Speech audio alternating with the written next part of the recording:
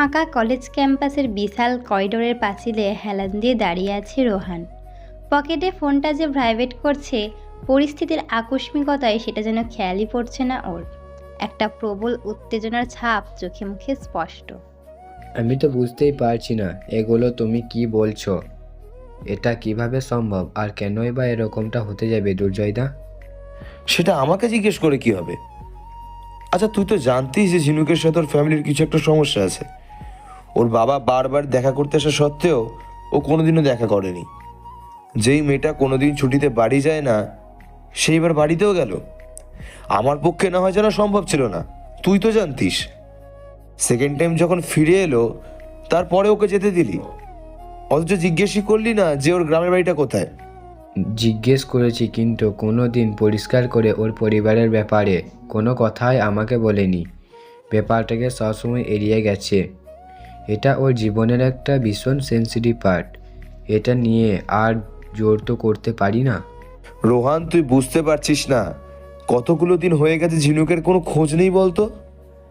যেই মেয়েটা বাড়িতে যায় না, সেই মেয়েটা সেই যে হঠাৎ করে গেল, আর কোনো খবরই নেই। একবার ভেবে দেখ, আর যদি ও কোনো বিপদে পড়ে থাকে, তাহলে কি করব আমরা? কিন্তু বিপদ হবেটাই বা কেন? ও তো নিজের মা বাবার কাছে গেছে। এখানে বিপদের প্রশ্ন আসছে কেন সেটাই তো বুঝতে পারছি না।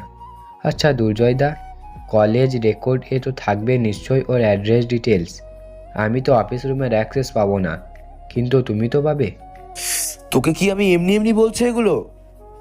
কলেজের সব স্টুডেন্টদের মধ্যে থেকে ঝিনুকের ডিটেলসটাই মিসিং। প্রিন্সিপাল নিজের মুখ খুলতে নারাজ।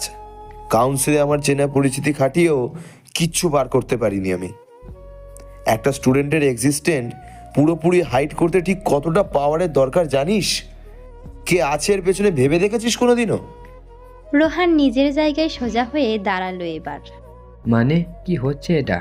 কি হয়েছে ঝিনুকের দুর্জয়দা? লাস্ট কদিন আমি ওকে কল করছিলাম, কিন্তু ওর ফোন সুইচ অফ আসছিল। আমি জানি না কি হয়েছে, আমার মাথা কাজ করছে না কিছুতেই। রোহান, অনেক কিছু চলছে যেটা তুই জানিস না, তোর জানার কথাও না। তুই জানিস ঝিনুক দেবপ্রয়াগে কোথায় থাকতো? কোথায় থাকতো জানি না, তবে ছোটবেলায় একবার মায়ের সাথে একটা পার্টিতে গিয়ে ওর সাথে দেখা হয়েছিল। সেটা শেখওয়াত প্যালেসে, তাই তো? চমকে উঠে তাকালো রোহান দুর্জয়ের দিকে। তুমি কি করে জানলে? ওই যে বললাম, তোর জানার এখনো অনেক বাকি। আমার কথা মন দিয়ে শোন রোহান, ঝিনুক অনেক বড় বিপদে আছে। এখন আমার অন্তত এটাই মনে হচ্ছে। কালকের মধ্যে আমি পাক্কা খবর পেয়ে যাব। তারপর তোকে আমি কারোর সাথে দেখা করাতে চাই। কার সাথে? আছে কেউ, আশা করছি মানুষের সাথে দেখা করে তোর ভালো লাগবে। আচ্ছা শোন, এর মধ্যে যদি ঝিনুকের সাথে কোনোভাবে যোগাযোগ হয়, আমাকে জানাস। এতটুকু বলে ওখান থেকে চলে গেল দুর্জয়। বিভ্রান্ত রোহান দুর্জয়ের চলে যাওয়ার দিকে তাকিয়ে রইল হাঁ করে। এগুলো কি হচ্ছে, কেন হচ্ছে, সবটাই মাথার উপর দিয়ে যাচ্ছে ওর। অদূরে ক্যাম্পাস গ্রাউন্ডের উপর দাঁড় করিয়ে রাখা ওর ট্রলি ব্যাগটার দিকে অসহায়ভাবে তাকিয়ে পকেট থেকে মোবাইলটা বার করে নিল ও। লক স্ক্রিনের উপর নোটিফিকেশনে শো হচ্ছে 8টা মিসড কল। ডিটেলসটা দেখার জন্য নোটিফিকেশনের উপর ক্লিক করতেই যাবে, ঠিক তখনই একটা আননোন নাম্বার থেকে কল ঢুকলো ওর ফোনে। হ্যালো, কে বলছেন? ও হ্যাঁ, আসলে গাড়ি তো আমিই বুক করিয়েছিলাম, কিন্তু আসলে আমার যাওয়ার প্ল্যানটা একটু আগে ক্যান্সেল হয়েছে। সো না না, ইটস ওকে। আমি জানি অ্যাডভান্স রিটার্ন হয় না। No issue for that. কলটা ডিসকানেক্ট করে নোটিফিকেশনের ডিটেলস চেক করলো রোহান। হোয়াট? জিনুক এতবার কল? Seat damn it. সাথে সাথে ঘুরিয়ে কল করলো রোহান ঝিনুকের ফোনে। রিং হওয়ার প্রতিটা ছন্দের সাথে ওর হৃদস্পন্দনের গতি বেড়ে চলেছে একটু একটু করে। পিক আপ ঝিনুক। একটা মিষ্টি বাঁশির সুর বেজে চলেছে ঝিনুকের মোবাইলের রিংটনে। স্ক্রিনের উপর জ্বলজ্বল করছে দুটো শব্দ, রোহান কলিং। মোবাইলটাকে শক্ত হাতে চেপে ধরে স্ক্রিনটার দিকে তীক্ষ্ণ দৃষ্টিতে তাকিয়ে আছে রুদ্র। রুদ্র, ফোনটা দাও। রুদ্র চোখে মুখের হিংস্রতা আরও তীব্র আকার ধারণ করতে শুরু করলো। ও তোমাকে কল করেছে কেন? কি দরকার ওর তোমার সাথে? তুমি আবার আমার কাছ থেকে পালানোর প্ল্যান করছো, তাই না? What? No no, absolutely not Rudra. তুমি যেটা ভাবছো সেটা মোটেই না। আমার ওর সাথে জরুরি কিছু কথা আছে। ফোনটা দাও। জরুরি কথা? কি কথা? কিসের ব্যাপারে? বললাম তো কিছু প্রশ্নের উত্তর চাই আমার। রুদ্র আবেগঘন দৃষ্টিতে একভাবে তাকিয়ে রইল ঝিনুকের চোখের গভীরে। তারপর আচমকা ঝিনুকের কোমরে হাত রেখে শক্ত করে জড়িয়ে ধরে একটা হ্যাচকাটানা ওকে নিয়ে এলো নিজের একদম কাছে। আজ থেকে তোমার সব প্রশ্নের উত্তর শুধু আমি। আজ থেকে তোমার সব রাস্তা শেষ হবেই শুধু আমাতেই। তাই আমাকে ছেড়ে যাওয়ার কথা স্বপ্নেও ভাববে না, কারণ তুমি আমাকে ছেড়ে কোথাও যেতে পারবে না। ইউ আর মাইন, জন্মান্তরের জন্য শুধু আমার। ঝিনুক আজ যেন বারবার ওই চোখের গভীরে একটা অদ্ভুত মায়ে আটকে যাচ্ছে। এমনটা আগে তো কোনোদিন হয়নি ওর সাথে। তাহলে আজ এই অদ্ভুত পরিবর্তন কেন? ঠিক তখনই মস্তিষ্কের স্নায়ুগুলোর ভেতর থেকে অবচেতন মনের একটা ক্ষীণ আওয়াজ যেন ভেসে এলো ওর কানে। সত্যিই কি আজ প্রথমবার ঝিনুক? একটু ভেবে দেখ তো, মনের সাথে সাথে শরীর যখন যৌবনের প্রথম ছোঁয়া পেতে শুরু করেছিল, তখন প্রতিটা শারীরিক অস্বস্তির মাঝে মনটা কি বারবার রুদ্রর জন্য ছটফট করেনি? খবরের চ্যানেল, নিউজ পেপার, ম্যাগাজিনে রুদ্রর ছবি বেরোলেই ঘরের দরজা বন্ধ করে ঘন্টার পর ঘন্টা সেই ছবির সামনে বসে মনের অভিমানগুলো বাড়িয়ে তুলিসনি? সেদিন যখন পাপা তোকে নিতে গেছিল, মিশার সাথে রুদ্রর এঙ্গেজমেন্টের কথা শুনে বুকের বাদিকটা যে দুমড়ে মুচড়ে শেষ হয়ে যাচ্ছিল, সেটা কি ছিল? মনের ভেতর যেই পরিমাণ অভিমান রোজ একটু একটু করে জমিয়েছিস, সেটা কার উপর জমানো সাজে ঝিনুক? নিজেকে জিজ্ঞেস করে দেখ তো, কে হয় এই মানুষটা তোর? উত্তরটা সহ্য করতে পারবি তো? ঝিনুককে এক দৃষ্টিতে অদ্ভুতভাবে তাকিয়ে থাকতে দেখে রুদ্র মুখটা নামিয়ে আনলো ওর কানের একদম কাছটায়। ওর উষ্ণ নিঃশ্বাসের স্পর্শ যেন তখন ঝিনুকের সর্ব অঙ্গে শিহরণ জাগাচ্ছে। এই সান্নিধ্যের তীব্রতা ঝিনুকের কাছে ভীষণ নতুন। রুদ্র ঠোঁট দুটো আলতো করে ছুঁয়ে গেল ওর কানের লতিকে। নিজের বাড়তে থাকা হৃদস্পন্দনের আওয়াজ নিজেই শুনতে পাচ্ছে ঝিনুক। এই অদ্ভুত অনুভূতিতে মিশে থাকা প্রবল ভালো লাগার একটা ভাব প্রবণতা মুহূর্তের মধ্যে যেন নিয়ন্ত্রণহীন করে তুলছে ঝিনুককে। চোখ দুটো চেপে বন্ধ করে নিল ও। ঠিক তখনই রুদ্র ফিসফিস করে বলা শব্দগুলো ওর কানে প্রবেশ করলো। আমাদের সম্পর্কটা মৃত্যুরও ঊর্ধ্বে ঝিনুক। মৃত্যুও কোনোদিন তোমাকে আমার কাছ থেকে আলাদা করতে পারবে না। And I promise that you are mine forever. ভীষণ জোরে কেঁপে ওঠে ঝিনুকের বুকের ভেতরটা। একটা তীব্র ঝাঁকুনি বয়ে যায় ওর সারা শরীর জুড়ে। রুদ্র দু হাতের শক্ত বাঁধনে বেঁধে ওকে জড়িয়ে ধরে নিজের বুকের মাঝে। আজ এত বছর পর ও যেন নিজের স্বর্গ ফিরে পেয়েছে। কোনো রকমে নিজেকে রুদ্রর কাছ থেকে ছাড়িয়ে নিয়ে দৌড়ে পালিয়ে এসেছে ঝিনুক। আজ যেটা হলো ওর সাথে, সেটা ওর স্বপ্ন ছিল নাকি বাস্তব, সেটাই ও বুঝে উঠতে পারছে না এখনও। রুদ্রর কাছ থেকে দূরে যাওয়ার জেদটা তো ওর অহেতুক ছিল না কোনো দিন। এগুলো ওর কাছে বরাবরই একটা সুন্দর স্বপ্নের মতো, যেটা কোনো দিন পূরণ হওয়ার নয়। এই স্বপ্ন ভাঙার একটা ভয় আজ ওর মধ্যে বিদ্যমান। এগুলো ভেঙে গেলে যে ভীষণ যন্ত্রণা হয় ভিতরটাতে, আর এই যন্ত্রণাটা ওর কাছে অজানা নয়। 12টা বছর ধরে একভাবে সহ্য করে আসছে এ প্রচণ্ড পীড়া। প্রথমটা এই যন্ত্রণা শুধু বন্ধুত্ব হারানোর থাকলেও সময়ের সাথে সাথে পরিণত হতে থাকা মন, মস্তিষ্ক আর শরীরের রুদ্রকে অন্যরকমভাবে নিজের কাছে পেতে চাওয়ার যে ইচ্ছাটা ভেতরে জাগতে শুরু করেছিল, সেটার সাথে লড়াই করে দিনের পর দিন, রাতের পর রাত ক্ষতবিক্ষত হয়েছে ও নিজেই। সেই আঘাতের যন্ত্রণা যে কি প্রচণ্ড পরিমাণ ভয়ানক, সেটা ওর থেকে ভালো হয়তো আর কেউ জানে না। আসলে মানুষটার প্রতি অভিমানটাও যে ভীষণ মন দিয়েই করেছিল। সেই অভিমানের পরিধি মন মস্তিষ্কে এতটাই বিস্তৃত ছিল যে অন্য কারোর সেখানে প্রবেশ কোনোদিনই সম্ভব ছিল না। তাই তো জীবনের ভালো খারাপ, পাওয়া না পাওয়া, স্বপ্ন বাস্তব, সবটা জুড়ে শুধু একটা মানুষেরই বসবাস রয়ে গেছে সেখানে। তবে পরিবর্তিত হতে থাকা সময়ের সাথে সাথে বদলে গেছিল অনেক কিছু। বেড়েছিল দুজনের মাঝে দূরত্ব, বদলে গেছিল দুজনের ব্যক্তিত্ব, জৈবনশীল চলার পথ, লক্ষ্য, জীবনের প্রায়োরিটিগুলো, সমাজে পদমর্যাদা, প্রভাব, প্রতিপত্তি, দায়িত্ব, কর্তব্য, সর্বোপরি তাদের চিন্তাভাবনা, দৃষ্টিকোণ। বদলায়নি শুধু অনুভূতিগুলো, তাকে নিয়ে রোজ রাতে বন্ধ চোখের পাতায় সযত্নে বুনে চলা স্বপ্নগুলো, এগুলো শুধু সময়ের সাথে সাথে নিজেদের উপর কল্পনার রং লাগিয়ে আরও গাঢ় হয়েছে। রোজ রোজ টিভি চ্যানেলে, নিউজ পেপারে, ম্যাগাজিনের ফ্রন্ট কভারে খবরের শিরোনামে মানুষটাকে দেখতে পেত ও। হাসি খুশি মজা করতে থাকা মেয়েটাও একটু একা থাকার সুযোগ পেলেই বুকফাটা কান্নায় ভেঙে পড়তো রোজ। কারণ ও বুঝতে পারছিল হৃদয় জুড়ে বিরাজিত মানুষটা একটু একটু করে ওর ধরাছোঁয়ার বাইরে চলে যাচ্ছে। সে নিজেকে সমাজের এমন এক জায়গায় প্রতিষ্ঠা করেছে যেখানে ও হয়তো কোনোদিন পৌঁছাতেই পারবে না। তাকে ধরতে পারা তো দূরের কথা, চোখের সামনে নিউজ চ্যানেলে সরাসরি সাক্ষাৎকারে ও বহুবার দেখেছিল মানুষটাকে। একদম স্বাভাবিকভাবে এগিয়ে চলছিল সে নিজের লক্ষ্যে। ও রোজ দেখতো মানুষটা দিব্যি ছিল ওকে ছাড়া। তাহলে ওর কেন এত কষ্ট? কেন ও ভুলে থাকতে পারছিল না মানুষটাকে? একটু একটু করে শেষ হয়েছিল ও রোজ।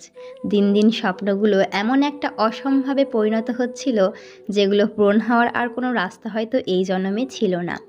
যে মানুষটা 12টা বছর অবহেলায় ফেলে রেখেছিল ওকে পেছনে, সেই মানুষটাকে ঘিরে এরকম গভীর অনুভূতি গড়ে ওঠার পরিণাম ও খুব ভালো করেই জানতো।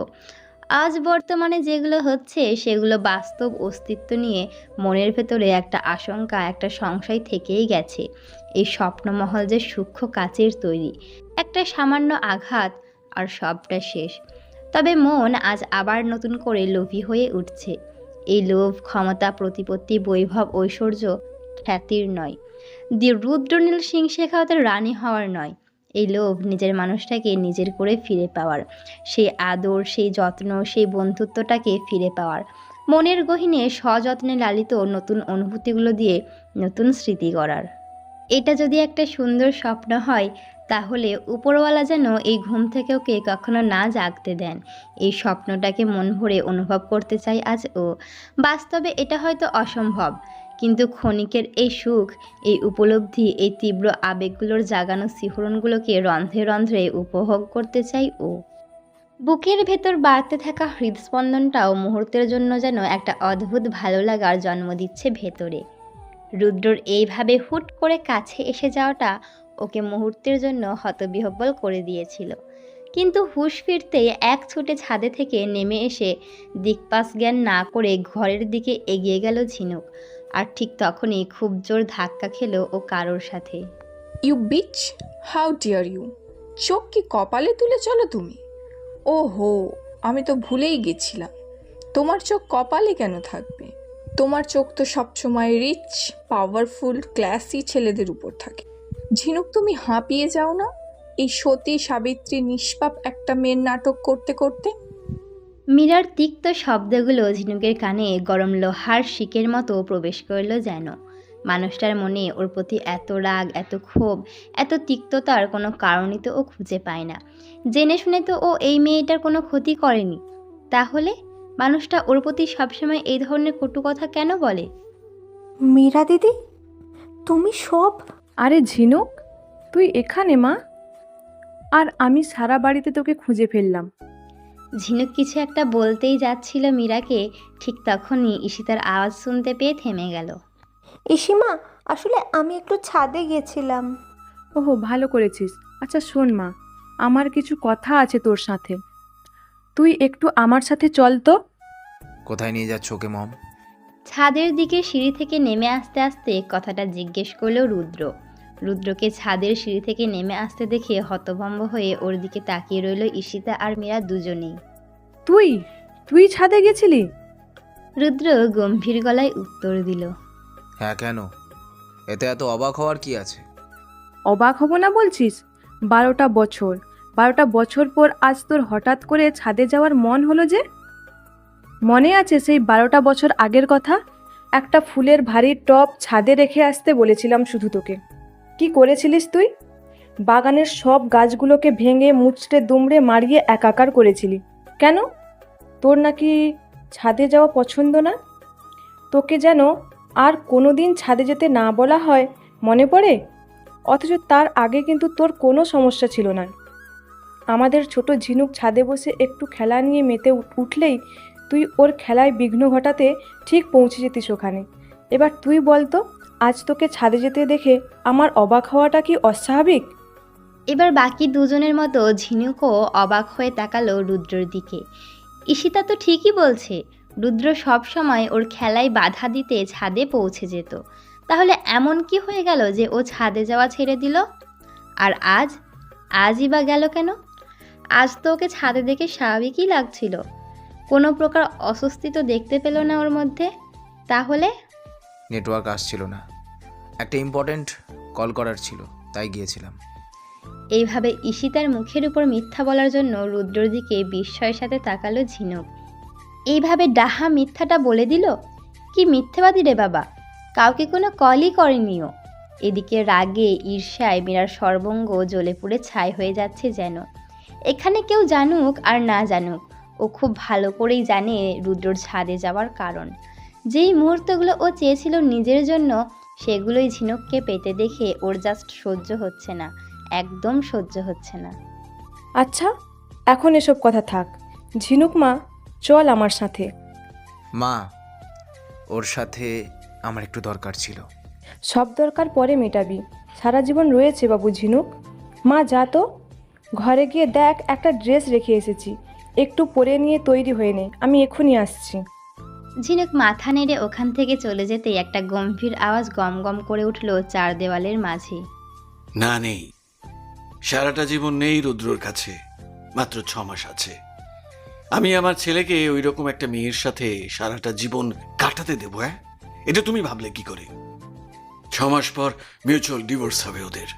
আমি তো বুঝতে পারছি না তোমরা এটা ভুলে গেলে কি করে যে ওর পরিবার আমাদের সাথে বিশ্বাসঘাতকতা করেছে, আর তাই শাস্তি দেওয়ার জন্য এই বিয়েটা হয়েছে।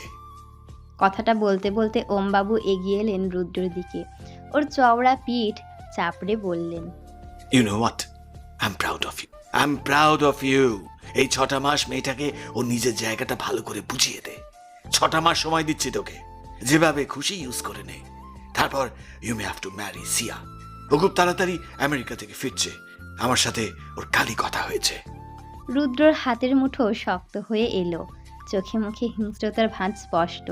দৃঢ় গলায় উত্তর দিল ও ওমবাবুকে, ড্যাড প্লিজ, এটা আমার ব্যক্তিগত ব্যাপার, আর এই ব্যাপারে আমি চাই না কেউ ইন্টারফেয়ার করুক। It's a request. কোনো রকমে ভেতরের রাগটাকে চেপে রেখে ওখান থেকে দ্রুত পায়ে সরে এলো রুদ্র। ওমবাবু অবাক হয়ে তাকিয়ে রইলেন রুদ্র চলে যাওয়ার পথের দিকে। আজ ছেলের এই রূপ যেন ওনার একেবারেই অচেনা লাগলো। এমন কিছু কি চলছে যেটা ওনার চোখে পড়েও পড়ছে না? ওমবাবুর চোখে মুখের বিভ্রান্ত প্রতিক্রিয়া দেখে ঈশিতা একটা মৃদু তাচ্ছিল্যের হাসি হেসে চলে গেল ওখান থেকে। সবার পেছনে দাঁড়িয়ে মীরা সবটা খুব তীক্ষ্ণ দৃষ্টিতে পর্যবেক্ষণ করে চলেছে একভাবে। এত বছরে আজ প্রথমবার ও রুদ্রকে নিজের ড্যাডের কথার উপর কথা বলতে দেখল। ঝিনুক যে রুদ্রর জীবনে সত্যিই ভীষণ ইম্পর্ট্যান্ট একটা পার্ট, সেটা রুদ্রর প্রতিটা আচরণ, প্রতিটা ব্যবহার ওর কাছে স্পষ্টভাবে ব্যক্ত করছে। ঝিনুক রুমে আসার পরেই দেখেছিল বেডের উপর একটা লাল সাদা কম্বিশনের শাড়ি রাখা, তার সাথে ম্যাচিং করে কিছু জুয়েলারিও রাখা রয়েছে। কিন্তু এগুলো ও পরবে কি করে? ও যে নিজে নিজে শাড়ি পরতেই পারে না, এর আগে কোনোদিন শাড়ি পরার দরকারও তো পড়েনি। কিন্তু এখন কি করবে? মোবাইলটাও তো শয়তানটা রেখে দিল নিজের কাছে, না হলে ইউটিউব দেখে একটু আধটু চেষ্টা তো করতে পারতো। শাড়িটা হাতে তুলে নিয়ে দরজার দিকে তাকালো একবার ঝিনুক। ইসিমাকে গিয়ে বলবো একবার পরিয়ে দিতে, নাকি একবার নিজে চেষ্টা করে দেখব? আগে একবার নিজে চেষ্টা করি দেখি। সময় কেটে গেছে বেশ কিছুটা। অনেকক্ষণ ধরে চেষ্টা করার পরেও কিছুতেই শাড়িটাকে ঠিকভাবে পরতে পারছে না ঝিনুক। শাড়ি গুছতে গিয়ে কাঁধ থেকে ব্লাউজ সরে যাচ্ছে, ব্লাউজ ঠিক করতে গেলে শাড়ি খুলে যাচ্ছে। কান্না পেয়ে যাচ্ছে ওর নিজের কাজ দেখে। উফ ঝিনুক, তুই সত্যি গুড ফর নাথিং। একটা শাড়ি পরতে পারছিস না, একটা সামান্য শাড়ি। তুই নাকি একটা মেয়ে, ছি, ধিক্কার তোকে। নিজেকেই নিজে আচ্ছা করে গালমন্দ করতে শুরু করলো ঝিনুক। এর থেকে তো ইসিমায়ের কাছে গেলেই ভালো হতো। উফ, হাতটাও ব্যথা হয়ে গেল আমার। মনে মনে ভেবে শাড়িটা কোনো রকমে নিজের গায়ে ভালো করে পেঁচিয়ে নিয়ে ঘর থেকে বেরোতে গেলেই খুব জোর ধাক্কা খেলো ও রুদ্রর সাথে। একে তো শাড়ি পেঁচিয়েও হাঁটতেই পারছিল না ঠিক করে, তার উপর রুদ্রর ওই বিশাল শরীরের সাথে ধাক্কা লাগায় ঝিনুক প্রায় নিচেই পড়ে যাচ্ছিল। ঠিক তখনই রুদ্রকে দু হাতের মধ্যে জড়িয়ে নিল শক্ত করে। সাথে সাথে রুদ্রর গায়ের চড়া কোলনের গন্ধ নাকে এসে লাগলো ঝিনুকের। এটা সেই গন্ধটাই যেটা না পেলে একটা সময় রাতে ওর ঘুম আসতো না। ছেলেটার কোলের উপর গুটিয়ে শুয়ে ওর গলায় মুখ গুজে এই গন্ধটাই নিজের মধ্যে ভরে নিয়ে শান্তির ঘুম ঘুমাতো ও ছোটবেলায়। আজ আবার সেই গন্ধই পুরনো স্মৃতিগুলোকে জাগিয়ে তুলছে ওর মস্তিষ্কে। চোখের কোণগুলো একটা অজানা অনুভূতিতে আর্দ্র হতে শুরু করলো। দু হাতের মধ্যে বন্দি মায়াবিনীর চোখের মধ্যেই আটকে ছিল রুদ্র একভাবে। হঠাৎ শুষ্ক ভূমিতে অসময়ের বাড়িধারা নামতে দেখে ব্যস্ত হয়ে পড়ল ও। ঝিনুককে সোজাভাবে দাঁড় করিয়ে জিজ্ঞেস করলো, হোয়াট হ্যাপেন? আবার চোখে জল কেন? ব্যথা পেয়েছো? ঝিনুক মাথা নিচু করে শুধু দুদিকে মাথা নাড়ালো। তাহলে অকারণে কাঁদছো কেন? ঝিনুক, একটাই তো কথা বলেছি আমি, শুধু ওই চোখে একদম জল দেখতে চাই না। সেটাও কি শোনা যায় না? আর এইভাবে শাড়ি জড়িয়ে কোথায় যাচ্ছিলে? ইসিমায়ের কাছে। আমি আমি আসলে শাড়ি পরতে পারো না তাই তো? এদিকে এসো আমার সাথে। বলেই ঝিনুকের হাতটা শক্ত করে টেনে ধরে ওকে নিয়ে গেল ঘরের ভেতর। ঝিনুক হতবাক হয়ে তাকিয়ে রইল রুদ্রর দিকে। ক্লোজেটে যাও, নিজেরটা চেঞ্জ করে জিন্সটা পরে এসো। মানে কেন? রুদ্র আবেগী দৃষ্টিতে এক পা এগিয়ে এলো ঝিনুকের কাছে। শাড়িটা এমনভাবে জড়িয়ে আছে ওর চারিদিকে যে ও যদি এক পা পেছনে সরার চেষ্টা করে তাহলেই হুমড়ি খেয়ে পড়বে নিচে। বাধ্য হয়ে একই জায়গায় দাঁড়িয়ে রইল ও চুপ করে। মেডিকেল কলেজের প্রথম বর্ষের কলেজ প্রোগ্রামে শাড়ি পরে হোঁচট খেয়ে পড়তে পড়তে বেঁচেছিলে, মনে আছে তো? তাই যেটা বলছি সেটা করো চুপ করে। সব কথার পাল্টা প্রশ্ন করাটা জরুরি নয়। রুদ্র চোখের দৃষ্টিতে একটা অন্যরকম কিছু অনুভব করতে পারছে ঝিনুক, যেটার সামনে বেশিক্ষণ দাঁড়িয়ে থাকা ওর পক্ষে এক প্রকার অসম্ভব লাগছে। তাই আর কথা না বাড়িয়ে গুটি গুটি পায়ে জিন্সটা হাতে নিয়ে সোজা পৌঁছে গেল ক্লোজেটে। সেখানে পৌঁছে ওর চোখ কপালে ওঠার জোগাড়। সামনে যেগুলো দেখছে সেগুলো যেন বিশ্বাসই করতে পারছে না ও। পুরো ক্লোজেটটা জুড়ে আগে রুদ্ররই জিনিস সাজানো থাকতো, কিন্তু এখন রুদ্রর প্রতিটা ড্রেস, জুতো, অ্যাক্সেসরিজের সাথে ম্যাচ করে ঠিক পাশেই সুন্দর করে সাজিয়ে রাখা হয়েছে একটা করে ফিমেল সেট।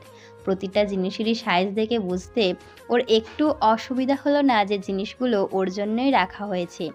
মনের মধ্যে যেন হঠাৎ করে একটা বিধ্বংসী কালবৈশাখীর আগমন ঘটল ওর।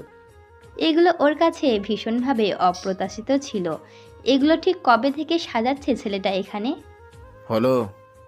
বাইরে থেকে আসা আওয়াজে ঝিনুকের সাময়িক বিহ্বলতা কেটে গেল নিমিষে। এক মিনিট। আওয়াজটা অজান্তে কেঁপে উঠল ওর। মনের প্রশ্নগুলো সরিয়ে তাড়াতাড়ি চেঞ্জ করে জিন্সটা পরে নিল ঝিনুক। আর ঠিক তখনই ওর খেয়াল হলো একটু আগে রুদ্রের বলা কথাটা। ফার্স্ট ইয়ার কলেজ অনুষ্ঠানে ও যে শাড়ি পরেছিল সেটা রুদ্র জানলো কী করে? আর শাড়ি পরে যে ও হোঁচট খেয়েছিল আর মাটিতে পড়তে পড়তে বেঁচেছিল সেটাও বা জানলো কী করে? এইবার কপালে ফুটে ওঠা ভাঁজগুলো আরও গভীর হলো ঝিনুকের। তাহলে কি অভি যেগুলো বলছিল সেগুলো? নিজের ভাবনাতেই বিফোর ঝিনুক খেয়ালই করতে পারল না ওর একদম কাছে ঠিক পেছনে এসে দাঁড়ানো রুদ্রকে। এদিকে ঘোরো। আচমকা এত কাছে রুদ্রর উপস্থিতি বুঝতে পেরেই চমকে উঠল ঝিনুক। পেছনে ঘুরে তাকাতে গেলেই সোজা রুদ্রর বুকে ধাক্কা খেল। রুদ্রর চোখ একভাবে স্থির ওর উপরেই। পরনে এই মুহূর্তে একটা ব্লাউজ আর নিচে জিন্স ছাড়া কিচ্ছু নেই ওর। খেয়াল পড়তেই তাড়াতাড়ি নিচে পড়ে থাকা শাড়িটা তুলে নিয়ে বুকের উপর চাপা দিতে গেলে রুদ্র ওর হাতটা শক্ত করে ধরে ফেলল। ওর চোখ দুটো এক মুহূর্তের জন্য ঝিনুকের উপর থেকে সরেনি। ঝিনুকের এই উন্মুক্ত শরীর যে ওকে টানছে না এমনটা নয়। ভালোবাসার মানুষটার প্রতি শারীরিক আকর্ষণ থাকবে এটাই তো স্বাভাবিক। আর ওর ক্ষেত্রে তো এই আকর্ষণের তীব্রতা সীমাহীন, অন্তহীন। কিন্তু এই মুহূর্তে ওর চাহিদা অন্য কিছুতে। ওই চোখ দুটোতে নিজের প্রতি চরম বিশ্বাস দেখতে চাই ও। ওকে হঠাৎ করে নিজের এতটা কাছে উপলব্ধি করে যে অস্বস্তি, যে জড়তা মেয়েটার চোখে ও দেখতে পাচ্ছে সেটাকে মুছে দিতে চাই ও। ঝিনুকের হাত থেকে শাড়িটা একটানে কেড়ে নিল রুদ্র। তারপর ভীষণ স্বাভাবিকভাবেই একটু একটু করে সেটাকে ওর জিন্সের চারিদিক থেকে গুজে দিতে শুরু করলো। আমি তোমার হাজব্যান্ড ঝিনুক, এতটুকু বিশ্বাস তো আমাকে করাই চায় তাই না? আমার সামনে এভাবে দাঁড়াতে অস্বস্তি হওয়ার কথা নয় তোমার। জানি ব্যাপারগুলো ভীষণ তাড়াহুড়োতে হয়েছে, হয়তো পরিস্থিতি অনুকূল ছিল না, তাই হয়তো একটা অপ্রস্তুত হয়ে যাওয়াটা স্বাভাবিক, কিন্তু ধীরে ধীরে এগুলোর সাথে মানিয়ে নিতে শিখতে হবে তোমাকে। আমি চাই আমাদের মাঝের সমস্ত অবিশ্বাস কেটে যাক। আমি একটা সুস্থ স্বাভাবিক দাম্পত্য জীবন কাটাতে চাই তোমার সাথে। রুদ্রর বলা কথাগুলো নাকি উন্মুক্ত পেটের উপর রুদ্রর হাতের স্পর্শ, কোনটা যে ওর শরীরে বেশি শিহরণ জাগাচ্ছে বুঝতে পারছে না ঝিনুক। কিন্তু একটা তীব্র ভালো লাগার আবেশে জড়িয়ে যাচ্ছে ওর মন, মস্তিষ্ক, শরীর সবটা। দুপাশে হাত দুটোকে মুঠো করে চোখ দুটো বন্ধ করে এই ভালো লাগাটাকে সম্পূর্ণ নিজের মধ্যে ভরে নিতে লাগলো ঝিনুক। নাও, হয়ে গেছে। রুদ্রর কথায় চোখ মেলে তাকালো ঝিনুক ওর দিকে। দেখলো অপলক আবেগঘন দৃষ্টিতে তাকিয়ে আছে ছেলেটা ওর দিকেই। নিজের প্রতিক্রিয়ায় নিজেই লজ্জা পেল ঝিনুক এবার। সাথে সাথে রুদ্রর দিক থেকে চোখ সরিয়ে মাথা নিচু করে দাঁড়ালো ও। এতে লজ্জা পাওয়ার কিছু নেই প্রিন্সেস। একজন স্ত্রীর উপর তার স্বামীর এই প্রভাবই থাকে, আর এটাই স্বাভাবিক। রুদ্রর কথাগুলো যেন ওকে লজ্জায় আরও বেশি করে মাটির সাথে মিশিয়ে দিচ্ছে। মুখ তুলে তাকানোর মতো সাহসটুকু তো ও আর পারছে না নিজের মধ্যে। রুদ্র এক পা এগিয়ে এসে ওর দুগালে হাত রেখে ওর মুখটা তুলে ধরল নিজের দিকে। তারপর ওর কপালে নিজের অধৈর্যরা ছুঁয়ে দিল পরম আদরে। আমার রাগ, আদর, খারাপ, ভালো, সুখ, দুঃখ সবটা তোমাকেই সহ্য করতে হবে প্রিন্সেস। কি করব বলো, উপরওয়ালা আমাকে এভাবেই করেছে। যাও, দেখো মম কেন ডাকছিল। ঝিনুক অবাক হয়ে তাকিয়ে দেখে রুদ্রকে। সত্যি মানুষটার ব্যক্তিত্ব যেন প্রতি মুহূর্তে বদলাচ্ছে। এই সমতলে বয়ে চলা নদীর মতো শান্ত, স্নিগ্ধ, পরিপূর্ণ, আবার এই কোনো সুউচ্চ পর্বতের চূড়া থেকে ঝাঁপিয়ে পড়া কোনো খরস্রোতার মতো উত্তম, বিধ্বংসী চণ্ডাল তার রূপ। আমাকে 12 বছর আগে বোর্ডিংয়ে কেন পাঠিয়ে দিয়েছিলে রুদ্র? এইরকম একটা পরিস্থিতির পর ঝিনুক যে ঘুরে দাঁড়িয়ে এই প্রশ্নটা করবে রুদ্র একদম ভাবতে পারেনি। আসলে ক্লোজেটের ভেতরে ঝিনুককে ওইভাবে দাঁড়িয়ে থাকতে দেখে ওর সারা শরীরের ভেতর ধিক ধিক করে জ্বলতে থাকা আগুনটা হঠাৎ করেই দপ করে জ্বলে উঠেছিল। ব্লাউজের খোলা অংশ থেকে উন্মুক্ত পিঠ, কোমরের নরম ভাঁজগুলো গলার কাছটায় শুকিয়ে কাঠ বানিয়ে দিয়েছিল ওর। উন্মুক্ত মেদহীন পেটের মাঝখানে অবস্থিত অর্ধচন্দ্রাকৃত নাভিকুণ্ডটিকে দেখে মনে হয়েছিল উপরওয়ালা যেন ওটা শুধুমাত্র ওর জন্যই অমর নিখুঁতভাবে গড়েছে। এক পা করে এগিয়ে এসে দাঁড়িয়েছিল ও মেয়েটার পেছনে। একটাবার ওকে ছুঁয়ে দিয়ে ভেতরের আগুনটাকে শান্ত করার প্রবল ইচ্ছাটা কীভাবে যে প্রশমিত করে রেখেছে সেটা ওই জানে। এতদিন নিজেকে যেন তেন প্রকারে আটকে রাখলেও এখন সম্পর্কটা পরিণতি পাওয়ার পর যেন কিছুতেই নিজেকে আটকাতে পারছে না ও। তবুও নিজেকে সংযত করে রেখেছিল। শাড়িটা পরিয়ে দেওয়ার সময় বারবার স্পর্শ হয়েছিল ওর হাতটা ঝিনুকের পেটের নরম চামড়ায়। প্রতিবারের স্পর্শে একটু একটু করে হাই ভোল্টেজের বিদ্যুৎ সঞ্চারিত হয়েছে ওর ভেতরে। শরীর জাগতে চেয়েছে ভীষণভাবে। ইচ্ছা করছিল তখনই সেই মুহূর্তেই তার বিব্রস্ত শরীরটাকে নিজের মধ্যে মিশিয়ে নিতে, ভেতরের জাগতে থাকা আকাঙ্ক্ষা বাসনাগুলো দিয়ে তাকে ভরিয়ে দিতে, নিজের অন্তহীন ভালোবাসায় তাকে সম্পূর্ণভাবে সম্পৃক্ত করতে। কিন্তু ও জানতো ওর আবেগের তীব্রতা সহ্য করার জন্য এখনও প্রস্তুত নয় ঝিনুক। আর তাই সমস্ত ইচ্ছা কামনাটুকুকে সুকৌশলে নিজের নিয়ন্ত্রণে এনেছিল ও। কিন্তু ওকে একবার ভালোবাসার পরশে ছুঁয়ে দেওয়ার লোভটা সামলাতে পারেনি ও। নির্দ্বিধায় কপালে গভীর ভালোবাসার পরশ এঁকে দিয়েছিল। আর এটাই ছিল ওর সব থেকে বড় ভুল। ভেবেছিল একবার ছুঁয়ে দিলে মনের লোভটা কমবে, কিন্তু ঠিক এর উল্টোটাই হয়েছে ওর সাথে। একটা তীব্র আকর্ষণে শরীর যে কোনো মুহূর্তে নিয়ন্ত্রণ হারাবে সেটা রুদ্র ভালোই বুঝতে পারছিল। আর সেই কারণেই ঝিনুককে নিজের কাছে থেকে দূরে পাঠাতে ঈশিতার কাছে যেতে বলেছিল। কিন্তু এই মেয়েটা বুঝলে তবে না। চলে যেতে গিয়েও ঘুরে দাঁড়িয়ে আবার প্রশ্ন উত্তর পর্ব খেলতে চাইছে ওর সাথে। এই মুহূর্তে আর কিছুক্ষণ যদি মেয়েটা এইভাবে ওর সামনে দাঁড়িয়ে থাকে তাহলে ও নিজেকে আর ধরে রাখতে পারবে না। শাড়ির প্রতিটা ভাঁজ মেয়েটার রূপের লাবণ্য যেন দ্বিগুণ করে তুলে ধরছে ওর সামনে। একটা এমন সৌন্দর্য যাকে দূর থেকে দেখে মন ভরানো যায় না, যাকে নিজের হাতে ছুঁয়ে তার সৌন্দর্য নষ্ট করার মতো পাপ কাজ করতে মরিয়া হয়ে ওঠে মন মস্তিষ্ক। ঝিনুককে যেতে বলার পরেও মেয়েটা দাঁড়িয়ে আছে আর রুদ্র সব সময়ের মতো চুপ করে থেকে অপলক দৃষ্টিতে তাকিয়ে রয়েছে ওর চোখের দিকে। ও নিজেও চায় সবটা ওকে বলতে, কিন্তু এই মুহূর্তে একদম নয়, সম্ভবই নয়। সবটা ও জানাবে ঝিনুককে, কিন্তু এখন ঝিনুককে যেতে হবে এখান থেকে। তাছাড়া সব সত্যিটা কতটা মেয়েটা বিশ্বাস করবে সেটাও তো একটা ব্যাপার। মেয়েটা বিশ্বাস করবে যে 12টা বছর ধরে প্রায় প্রতিটা রাত ও মেয়েটার হোস্টেল রুমে কাটিয়েছে? বিশ্বাস করবে পাশে না থেকেও তার যেভাবে খেয়াল রেখেছে সেভাবে খেয়াল রাখা হয়তো সামনে থাকলে সম্ভব হতো না? বিশ্বাস করবে মেয়েটার শরীরের প্রথম যৌবনের ছোঁয়া লাগার পর থেকেই একটা অদ্ভুত শারীরিক আকর্ষণ তৈরি হয়েছিল তার প্রতি রুদ্রর?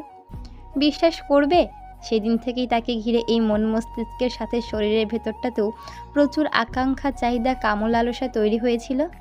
প্রতিটা নির্ঘুম রাত ওকে কাছে না পাওয়ার যন্ত্রণার তীব্রতা অনুমান লাগাতে পারবে সেগুলো কারোর পক্ষেই বিশ্বাস করা অসম্ভব।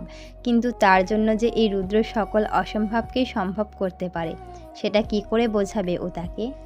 রুদ্রকে চুপ করে থাকতে দেখে ঝিনুকের মাথাটা আবার গরম হতে শুরু করলো। যখনই ও মনে করছে মনের সব ভুল ধারণাগুলোকে পাশে সরিয়ে এই সম্পর্কটাকে নিয়ে একবার সিরিয়াসলি ভেবে দেখবে, তখনই রুদ্রর ব্যবহারের এইরকম বিরূপতা ওকে আবার দুপা পেছনে সরে আসতে বাধ্য করছে। দৃঢ় আওয়াজে বলল ঝিনুক, আমাদের মাঝে অবিশ্বাসটা ম্যাজিকের মতো মুছে যাবে না রুদ্র। এটা মুছতে গেলে তোমাকে মুখটা খুলতে হবে, আমার প্রশ্নের উত্তরগুলো দিতে হবে। মুখে বললে সবটা ঠিক হয়ে যায় না। আমি ভগবান নই যে তোমার মনে কি চলছে সেটা না বললেও বুঝে যাব। একটা সম্পর্ক কখনোই একজনের একার চেষ্টায় গড়ে ওঠে না, তার জন্য উভয় পক্ষের সমান চেষ্টা দরকার। আমি জানি না তুমি আমার থেকে কি লুকাচ্ছ, বা আদেও কিছু লুকাচ্ছ কি না, নাকি আমিই ভুল ভাবছি। চোখের সামনে যেটা আছে হয়তো সেটা সত্যি, তাও হয়তো এই বুকটা, এই মনটা মিথ্যে আশায় ঘর বাঁধার জন্য নিজের মনের মতো কিছু গল্প সাজিয়ে নিচ্ছে। আর আমি বারবার তোমাকে একই প্রশ্ন করে একটা এমন উত্তরের প্রত্যাশা করছি যেটা আমার ধারণাগুলোকে ভুল প্রমাণিত করবে, আমার সাজানো গল্পগুলোকে ন্যায্যতা প্রদান করবে। আসলে সবটাই মনের ভ্রান্ত ধারণা হয়তো। রুদ্র দাঁতে দাঁত চেপে দাঁড়িয়ে আছে একভাবে। ঝিনুকের কোনো কথাই কানে ঢুকছে না ওর এই মুহূর্তে। চোখের সামনে ঝিনুকের দাঁড়িয়ে থাকাটাই ওকে আরও বেশি করে উত্তেজিত করে তুলছে। রুদ্র গম্ভীর আওয়াজে বলল, ঝিনুক, যাও এখান থেকে প্লিজ। রুদ্রর কথাটা ঝিনুকের রাগের আগুনে বারুদ হয়ে ঝরে পড়ল। মেয়েটা বরাবরই ভীষণ শান্ত প্রকৃতির, তবে সেটা শুধু রুদ্রবাদে পুরো পৃথিবীর জন্য। জগৎ সংসারে একমাত্র এই মানুষটাই আছে যার সামনে ওর এই শান্ত স্নিগ্ধ স্বভাব ছাড়াও রাগ, দুঃখ, কষ্ট, মাথা গরম, উত্তেজনা, হাইপার টেনশন, সর্বোপরি চোখের জলটা নির্দ্বিধায় বাইরে বেরিয়ে আসে। ভেতর রাগটাকে চেপে রাখার চেষ্টায় চোখ দুটো ওর জলে ভরে এলো। অভিমানের পাহাড়টা আরও ভারী হয়ে উঠল বোধহয়। এত কিছু বলার পরেও ছেলেটা চুপ করে আছে। আসলে ওর খারাপ লাগা, কষ্ট, দুঃখ এই সব কিছুতে ছেলেটার কিছু যায় আসে না। ও আসলে হয়তো এই প্রশ্নগুলোর কোনো উত্তর দিতেই চায় না, তাই বেকার দাঁড়িয়ে দাঁড়িয়ে অহেতুক এই প্রশ্নগুলো করা মানে নিজেকে অপমান করা ছাড়া আর কিছুই না। মনে একরাশ রাগ আর অভিমান ভরে নিয়ে পেছনে ঘুরে দাঁড়ালো ঝিনুক। চোখের কোলে জমে থাকা নোনা জলের রাশি টুপ করে ঝরে পড়ল গাল বেয়ে, কিন্তু তাতে পেছনে দাঁড়িয়ে থাকা মানুষটার কি যায় আসে? হাতের মুঠো শক্ত করে নিয়ে ঘর ছেড়ে বেরিয়ে যাওয়ার জন্য এক পা বাড়িয়েও আবার ঘুরে দাঁড়ালো ও। ভেতরের কষ্টটা গলা চিরে চিৎকার হয়ে বেরিয়ে এলো, ইউ নো হোয়াট, তুমি কোনোদিন আমার পরোয়া করনি। আমার কষ্টেতে, যন্ত্রণাতে কিচ্ছু যায় আসে না তোমার। আমার কেমন লাগলো, আমি কি ফিল করলাম, আমি মরলাম বাঁচলাম, কিছুর পরোয়া নেই তোমার, কিচ্ছু না। রুদ্র এবার আর নিজেকে শান্ত রাখতে পারল না। অ্যাগ্রেসিভভাবে এগিয়ে এসে ঝিনুককে চেপে ধরল দেওয়ালের সাথে। চোখের গভীরে হঠাৎ প্রচণ্ড ক্রোধের আগমন। আর একবার বলো, কি বললে? আচমকা রুদ্রর এই রূপ দেখে ঝিনুক ভয়ে থমকে গেল পুরো। মুহূর্তের জন্য যেন বাকশক্তি হারল ও। ভীত বিস্ফোরিত চোখে তাকিয়ে রইল রুদ্রর দিকে। তুমি মরলে কি বাঁচলে তাতে আমার যায় আসে না, পরোয়া করি না আমি, তাই না? হা, যেদিন সবটা বুঝবে সেদিন সহ্য করতে পারবে না নিজের অনুভূতিগুলোকেই। নিজের আবেগের আগুনে নিচেই চলে যাবে সেদিন। আমি নাকি তোমার পরোয়া করি না? চলে যাও এখান থেকে এক্ষুনি। কথাটা শেষ করে ঝিনুককে ছেড়ে দিয়ে ঘুরে দাঁড়াতে গেল রুদ্র। আর তখনই পাশে থাকা ওয়ার্ড্রবে ধাক্কা লেগে ঘাড়ের কাছের ক্ষতস্থান থেকে আবারও রক্ত চুইয়ে বেরিয়ে এলো। What the hell Rudra, you are bleeding. Jhinuk হাত বাড়িয়ে রুদ্রর কাঁধটা ছুতে গেলে রুদ্র ওর হাতটা শক্ত করে ধরে নিল। আমি তোমাকে এখান থেকে যেতে বলেছি, প্লিজ ঝিনুক, জাস্ট গো গো। না, যাব না, আমি কোথাও যাব না। সব সময় তোমার কথা শুনবো না আমি, বুঝেছো? শুনবো না। চিৎকার করে উঠল ঝিনুক। রুদ্র ঘুরে দাঁড়িয়ে ঝিনুকের কোমরটা শক্ত হাতে জড়িয়ে ওকে চেপে ধরল দেওয়ালের সাথে। ও কিছু বুঝে ওঠার আগে রুদ্র ওর নরম ঠোঁটের দখল নিল সম্পূর্ণভাবে। গভীর চুম্বনে আবদ্ধ রেখে একটু একটু করে ওই ওষ্ঠদয়ের তরল পান করলো প্রাণ ভরে। কিন্তু এটা ও করতে চায়নি, এটা এইভাবে ও মোটেই করতে চায়নি। কিছুক্ষণের মধ্যে ঝিনুককে ছেড়ে দিয়ে ওর কপালে কপাল ঠেকিয়ে রেখে চোখ বন্ধ করে দাঁড়িয়ে রইল রুদ্র। অনিয়ন্ত্রিত নিঃশ্বাসে রীতিমতো হাঁপাচ্ছে ও। এরকম একটা কিছু ঘটে যাবে সেটা একেবারেই ভাবতে পারেনি ঝিনুক। পাথরের মূর্তির মতো জমে গেছে ও জায়গায়। I am sorry for this, but you have to go now princess. কেন বোঝো না? তোমাকে ওইভাবে দেখে আমি নিজেকে অনেক কষ্টে সংযত রেখেছি, কিন্তু আর পারবো না। তোমার উপস্থিতি খুব বাজেভাবে প্রভাব ফেলে আমার উপর। প্লিজ যাও এখান থেকে, নাহলে আমি যে আর কী করে ফেলবো নিজেও জানি না। আমি নিয়ন্ত্রণ হারাচ্ছি, প্লিজ বোঝো। যাও যাও যাও, প্লিজ বেবি গো। হতভম্ব ঝিনুক রুদ্র বন্ধ চোখের দিকে তাকিয়ে আর দাঁড়ালো না ওখানে। বাতাসে বাড়তে থাকা উত্তেজনার তাপ অনুভব করার মতো স্পষ্ট। হ্যালো বন্ধুরা, পরবর্তী পার্ট খুব তাড়াতাড়ি আসবে, তো সবাই অপেক্ষায় থাকো। আর চ্যানেলটিকে যারা এখনো সাবস্ক্রাইব করোনি তারা পরবর্তী পার্ট দেখার জন্য চ্যানেলটিকে সাবস্ক্রাইব করে রেখো। ধন্যবাদ সবাইকে, আমাদের সাথেই থাকবেন।